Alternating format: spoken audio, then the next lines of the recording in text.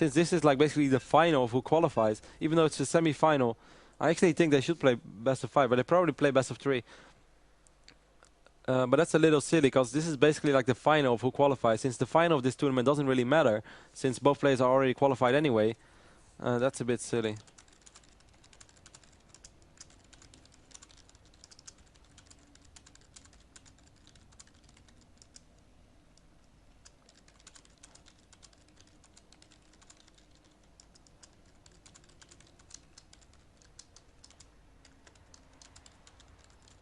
Yeah. Well, I'm not going to argue with the admin. I'm not running the tournament. I just think that's a little bit silly because this is basically the most important game. The winner bracket final doesn't matter at all. So this is basically the final. Yeah, let's discuss this later, please. Well, we can't change it anymore if the maps are already decided. But everyone is agreeing with me, so that is nice.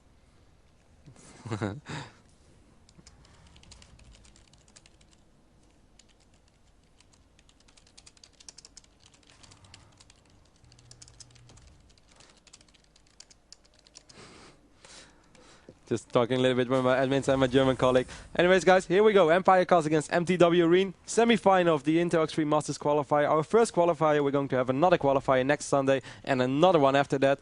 2 players will qualify this week. 2 players will qualify this week, next week. And I believe 3 will qualify at the last qualifier. I'm not sure what sense it makes because then we have like 7 people who are qualified. But perhaps the rest is invites or whatsoever. I have actually no idea, even if I know. I would probably not be allowed to tell you guys yet, but I have no idea, so I'm just as much in the dark as you guys. All I know is that I'm going to host the next 3 qualifiers as well on Sunday, and it's going to be awesome. I really feel like Gamescom is coming close already, and I really look forward to Inter-X3 Masters for the season to start. It's going to be such an amazing season. Anyway, we have MTW Rine, the last remaining German hope.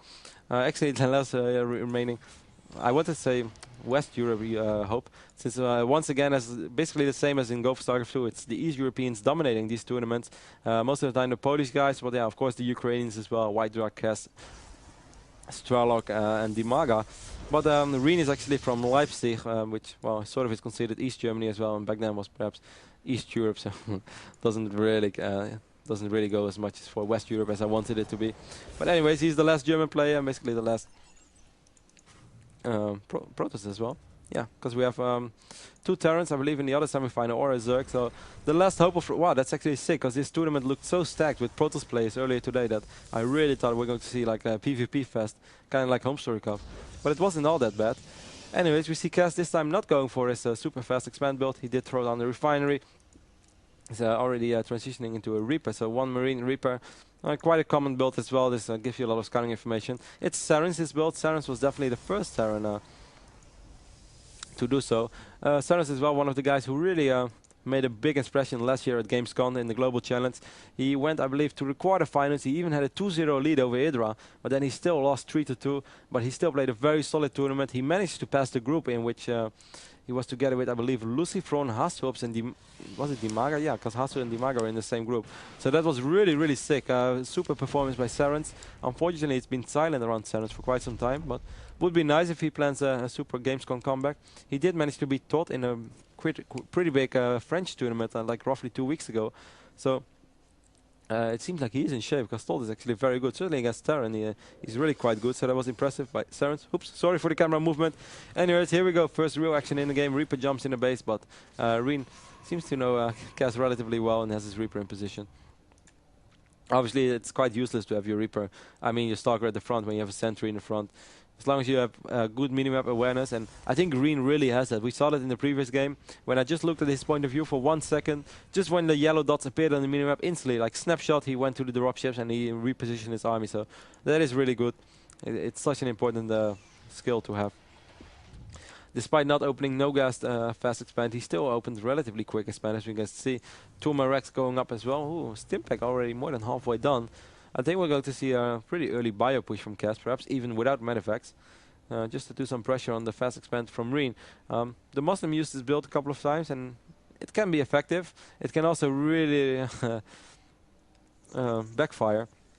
if you don't do the damage that you want, and the Protoss has enough sentries, has a good Guardian Shield, drops good force fields, and if you lose all your bio units, you can pretty much instantly get countered by 6 gate, and or even like less just by the gateway units, and you're not really going to be able to hold it, no matter how many bunkers you have.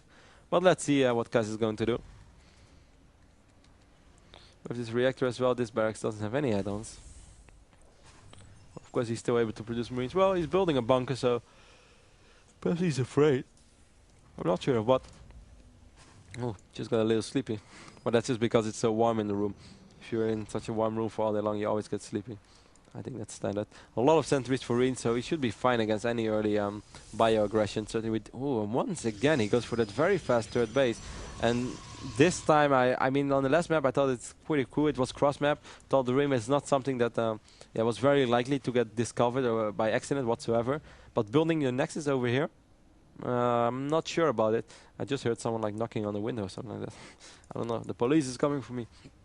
But I mean, if Cass is going to drop him, he most likely will send the rally ship, the drop ships over here, and then he wants to go in. Then he will literally fly over this nexus, and once he knows it's there, he will be able to continuously drop it, since it's so close to his own base. I mean, it's harder for Rine to defend than for Cass to drop it, and that's normally not a good spot to expand in. But okay.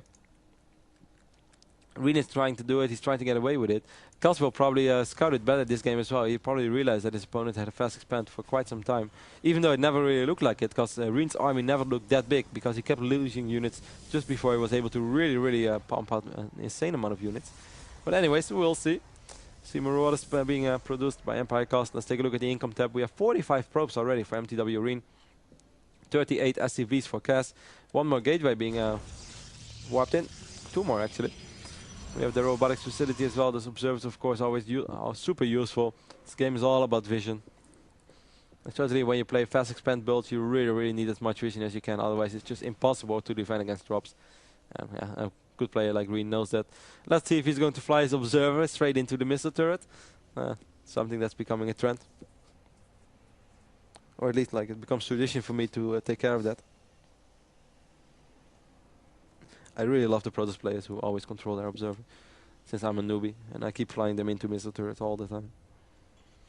So let's see if Rine is a lot better than me. I actually think he is. Well, I know that he's a lot better than me, but I do think he's going to save his observer as well. This is by now the most interesting thing in this game, so full focus. Ultimate dedication. The observer is nice. Good control by Rine. Sees the bio units. Very good job. Moving forward as well to the Selnaga Watchtower, takes out this Reaper.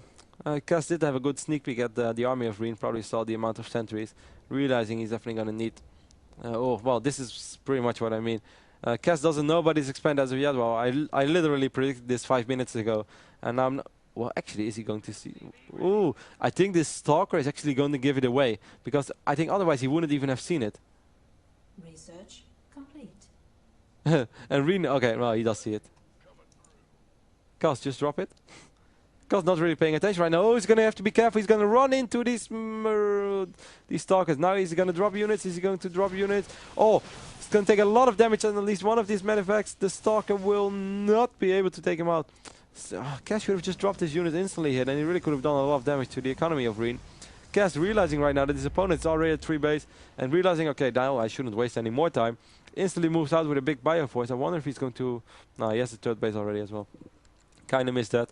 59 probes against 49 SCVs, so no reason for Cass to really panic. 115 supply against 113, so very even game. Rine right now realizing that... oh, I don't think Rine can really fight this either, though. He doesn't have charge. He's Blink is halfway down. Guardian should activate. This is a nice position to force field, though, but he doesn't trap a single unit, so unfortunate for him. Just a little bit out of range. Lost a little bit of energy there, like 225, but that's okay. He has a lot of sentries, so 225 is not going to cost him the game. 128 supply currently for our German Protoss player, 121 for Cass. Let's take a look at the upgrades. 1-0, almost 2-1 being done on the bio unit. We have almost 2-0 done for Protoss, so 2-0 against 2-1. Slight lead for Cass. Cass putting up a sensor tower over here, that's useful.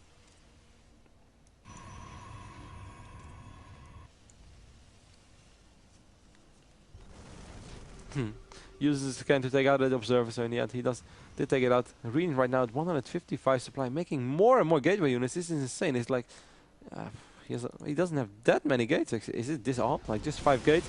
There we go. But there's a drop over here from Kaz in the bottom of the map. But let's look at the big fight. This looks very good for Rine. So many gateway units, so many zealots, and really good force fields as well. We still have a lot of Marines left, but I just see only gateway units. I didn't see that many units dying for him. Let's see how the drop is doing. Well, the drop is doing decently, but the main worry for Kaz right now is all of these units from Rine. Rine is kind of knocking on the front door right now from Kaz. I don't think Kaz is going to be able to hold this. Medivacs coming in, trying to save these Marauders. Wow, I did not expect him to just be able to run in with a bunch of gateway units. And actually it was 1-1 upgrade, not... he already had 1 armor, didn't go for 2-0, but Kaz calls GG and Rine wins the second map here on Shakura's Plateau.